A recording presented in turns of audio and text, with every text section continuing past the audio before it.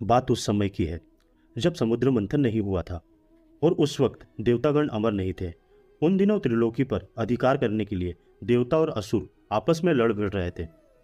देवताओं ने अपनी विजय के लिए बृहस्पति जी और असुरों ने शुक्राचार्य को अपना गुरु बनाया।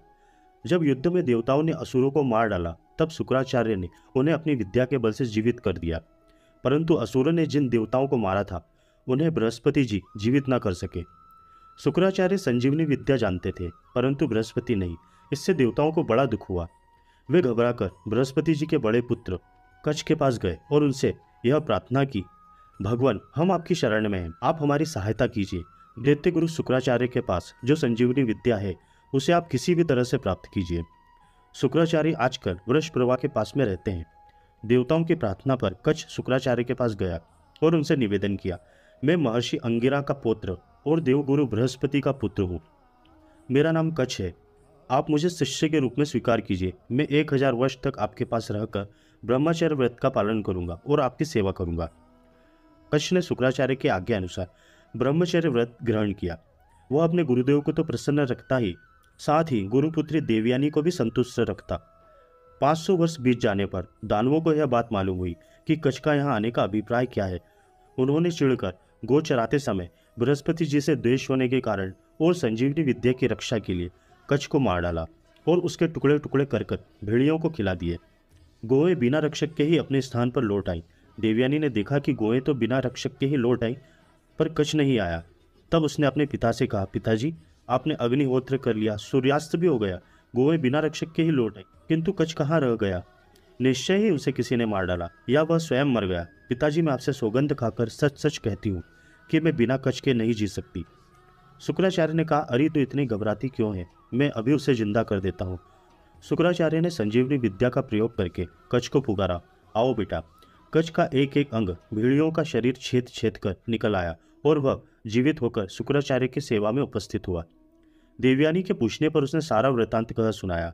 इसी प्रकार असुरों के मारने पर दूसरी बार भी शुक्राचार्य ने कच्छ को जिंदा किया।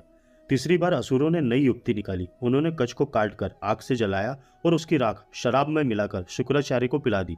देवयानी ने पिता से पूछा, पिताजी, फूल लेने के लिए कच्छ गया था, लौटा नहीं, कहीं वह फिर तो नहीं मर गया?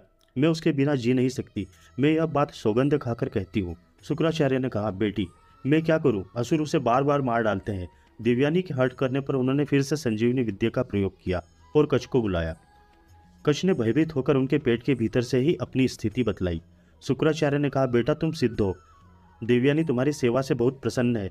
यदि तुम इंद्र नहीं हो तो लो, मैं तुम्हें संजीवनी विद्या बतलाता हूँ। तुम इंद्र नहीं ब्राह्मण हो, तभी तो मेरे पेट में अब तक जी रहे हो। लो यह विद्या और मेरा पेट फाड़कर निकल आओ। तुम मेरे पेट में रह चुके हो, इसलिए सुयोग्य पुत्र के समान मुझे फिर से जीवित कर देना। कच्छ ने वैसा ही किया और प्रणाम करके कहा, जिसने मेरे कानों में संजीवनी विद्या रूप अमृत की धारा डाली है वही मेरा माता पिता है, मैं आपका कृतज्ञ हूँ। शुक्राचार्य को यह बात जानकर बड़ा क्रोध हुआ कि धोखे में शराब पीने के कारण मेरे विवेक का नाश हो गया और मैं ब्राह्मण कुमार कच्छ को ही पी गया। उन्होंने उस समय यह घोषणा की, आज से यदि जगत का कोई भी ब्राह्मण शराब पिएगा तो वह धर्म भ्रष्ट हो जाएगा और उसे ब्रह्म हत्या लगेगी। इस लोक में तो वह कलंकित होगा ही, उसका परलोक भी बिगड़ जाएगा। ब्राह्मणों, देवताओं और मनु की संतानों, सावधानी से सुन लो, आज से मैंने ब्राह्मणों के लिए धर्म मर्यादा सुनिश्चित कर दी है। कच्छ संजीवनी विद्या प्राप्त करके सहस्त्र वर्ष पूरे होने तक उन्हीं के पास रहा। समय पूरा होने पर शुक्राचार्य ने उसे स्वर्ग जाने की आज्ञा दी। कच्छ वहां से चलने लगा। तब देवयानी ने कहा, ऋषि कुमार, तुम सदाचार, कुलीनता, विद्या, तपस्या और जितेंद्रियों के उज्जवल आदर्श हो। मैं तुम्हारे पिता को अपने पिता के समान ही मानती हूँ। मैंने गुरुगृह में रहते समय तुम्हारे साथ जो व्यवहार किया उसे कहने की आवश्यकता नहीं है। अब तुम स्नातक हो चुके हो, मैं तुमसे प्रेम करती हूँ, तुम्हारी सेविका हूँ। अब विधि पूर्वक तुम मेरा पाणी ग्रहण करो। कच्छ ने कहा, बहन, भगवान शुक्राचार्य जैसे तुम्हारे पिता हैं वैसे मेरे भी, तुम मेरे लिए पूजनीय हो। जिस गुरुदेव के शरीर में तुम निवास कर चुकी हो उसी में मैं भी रह चुका हूँ। तुम धर्म के अनुसार मेरी बहन हो। मैं तुम्हारे स्नेहपूर्ण वात्सल्य की छत्र छाया में बड़े स्नेह से रहा। मुझे घर लौट जाने की अनुमति और आशीर्वाद दो। कभी कभी पवित्र भाव से मेरा स्मरण करना और सावधानी के साथ मेरे गुरुदेव की सेवा करती रहना। देवयानी ने कहा, मैंने तुमसे प्रेम की भिक्षा मांगी थी। यदि तुम धर्म और काम की सिद्धि के लिए मुझे अस्वीकार कर दोगे तो तुम्हारी संजीवनी विद्या सिद्ध नहीं होगी। कच्छ ने कहा, बहन, मैंने गुरुपुत्री समझ के ही अस्वीकार किया है, कोई दोष देखकर नहीं। गुरुदेव ने भी मुझे इसके लिए कोई आज्ञा नहीं दी थी।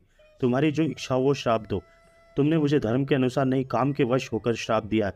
जाओ, तुम्हारी कामना कभी पूरी नहीं होगी। कोई भी ब्राह्मण कुमार तुम्हारा पाणी ग्रहण नहीं करेगा। मेरी विद्या सिद्ध नहीं हुई, इससे क्या, मैं जिसे सिखाऊंगा उसकी विद्या सफल होगी। ऐसा कहकर कच्छ स्वर्ग चला गया। देवताओं ने अपने गुरु बृहस्पति और कच्छ का अभिनंदन किया, कच्छ को यज्ञ का भागीदार